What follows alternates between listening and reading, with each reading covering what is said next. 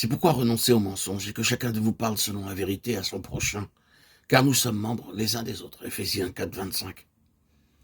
Le renouvellement de l'esprit de l'intelligence s'opère en chaque personne parlant selon la vérité à son prochain, par le fait du rejet de toute fausseté. Pourquoi dire à soi-même un mensonge? Nous ne ferions pas cela de façon délibérée. À quoi bon dire à soi-même quelque chose qui n'est pas vrai? Quel sens cela aurait si ma main gauche blessait ma main droite, vu qu'en fin de compte, les deux devraient souffrir?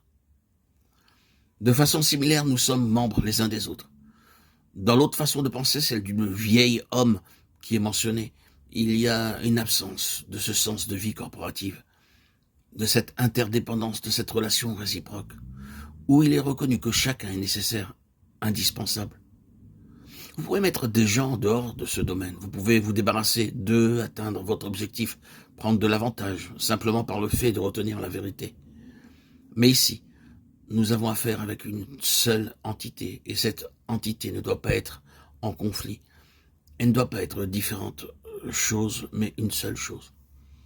Nous devons être renouvelés dans l'esprit de notre intelligence en revêtant ce nouvel homme céleste corporatif. Ces versets valent la peine que nous nous notons de nouveau à la lumière de ce que nous sommes en train de dire. Si du moins vous l'avez entendu et si conformément à la vérité qui est en Jésus, c'est en lui que vous avez été instruits à vous dépouiller par rapport à votre vie passée du vieil homme qui se corrompt par les convoitises trompeuses, à être renouvelé dans l'esprit de votre intelligence et à revêtir l'homme nouveau créé selon Dieu dans une justice, une sainteté que produit la vérité. C'est pourquoi renoncez au mensonge et que chacun de vous parle selon la vérité à son prochain, car nous sommes membres les uns des autres. Éphésiens 4, 21, 25. C'est l'intelligence nouvelle de l'homme nouveau qui est renouvelée dans l'esprit, sur le principe, la loi, la réalité de la relation mutuelle et de l'interdépendance. J'ai besoin de vous, vous m'êtes indispensable. Je ne peux point réaliser ma destinée. Le but de mon existence, indépendamment de vous. Quelle est donc la raison que je vous dise des mensonges? S'il y a quelqu'un sans lequel notre destinée, le but de notre existence, notre objectif tout entier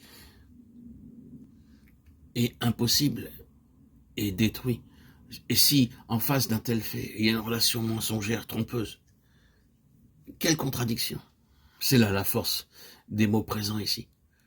Nous sommes membres les uns des autres, nous devons donc avoir une seule pensée, et parler l'un à l'autre selon la vérité, est une marque de l'homme nouveau, de l'homme céleste, qui n'a qu'une seule pensée.